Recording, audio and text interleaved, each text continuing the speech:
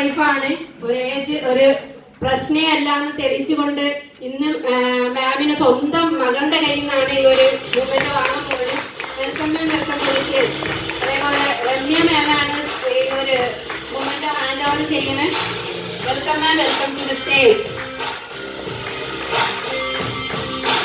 സ്വന്തം മകളുടെ കയ്യിൽ നിന്നാണ് ഈ ഒരു മൂവ്മെന്റ് വാങ്ങണേ. നല്ലൊരു കൈയ്യടി കൊടുക്കാം കേട്ടോ. നമുക്ക് മാമിനെ ചെറിയൊരു എക്സ്പീരിയൻസ് പറയാം, ഷോർട്ടായിട്ടൊന്ന് പറയാം. എന്താ പറയാ, വളരെ സന്തോഷം.